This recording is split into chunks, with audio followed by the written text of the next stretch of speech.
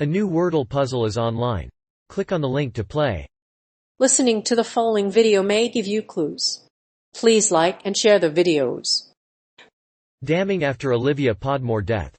Following the tragic death of Olympian Olivia Podmore, the New Zealand cycling community has come together to raise awareness of the high-performance system which places medals above human well-being. The article goes on to outline how Podmore's lack of a life partner contributed to her eventual demise. It also echoes some of the experiences of the Kiwi cyclist. A memorial for the cyclist has been arranged. Podmore's high-performance system prioritizes medals over well-being. In a devastating speech to the media following Olivia Podmore's death, Olympic cyclist Kate Podmore highlighted the pressures of high-performance sport. Her concerns echo decades of psychological and sociological research pointing to the extreme pressures athletes are subjected to. However, there has been little action to reform the culture and address the root causes of such conditions. A high-performance system that puts medals above athlete well-being has become the norm. Increasing salaries and scrutiny of high-performance athletes has led to athletes making difficult decisions to put their own well-being first. Naomi Osaka and Simone Biles have recently made very difficult decisions to put their own well-being first. After Podmore's death, Cycling New Zealand apologized for its unresolved trauma. The death of a top athlete prompted a review of the high-performance culture in the country's sport.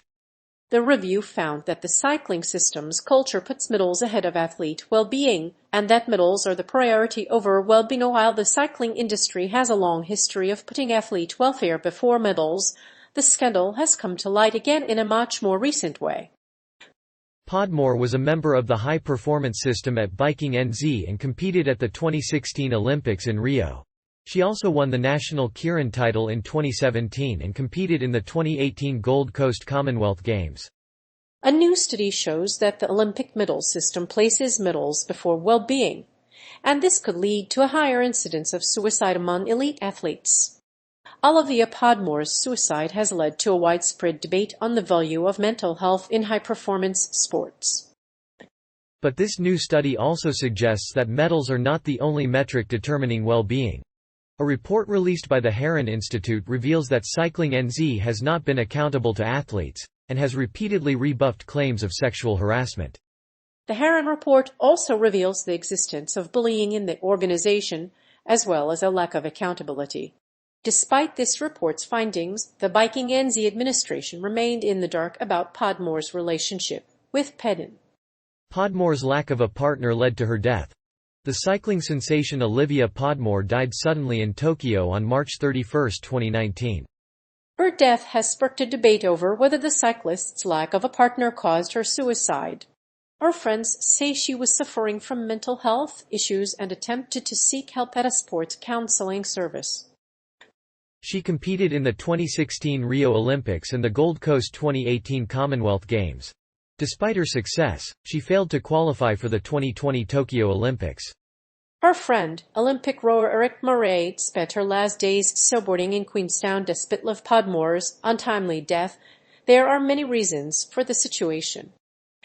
Many believe that the lack of a partner led to her suicide. It has also been suggested that a lack of a partner may have contributed to a lack of emotional support.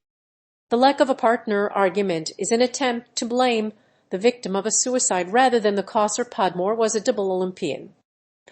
She had won silver in the sprint at the 2015 Junior World Championships and bronze in the time trial at the 2016 Rio Olympics.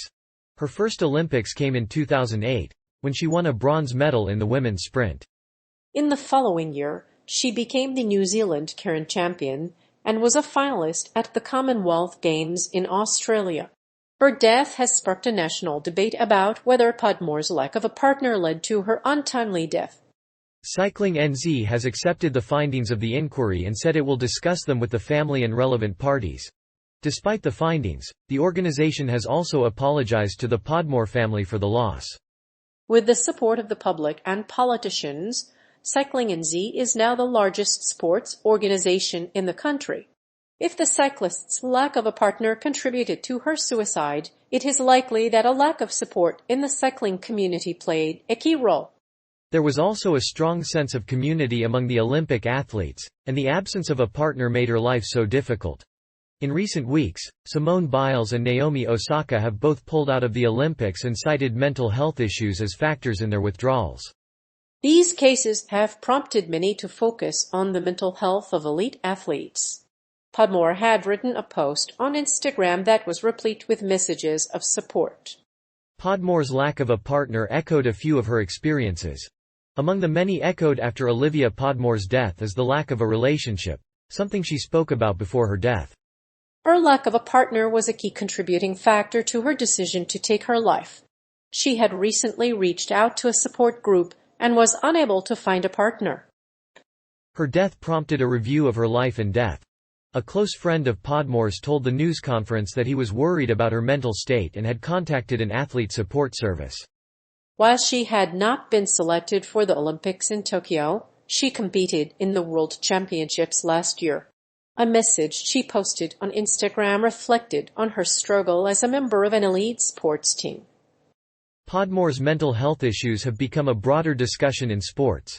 Simone Biles withdrew from the Tokyo Olympics due to mental health problems, while Naomi Osaka echoed the mental health taboo in the tennis tournament at Roland Garros.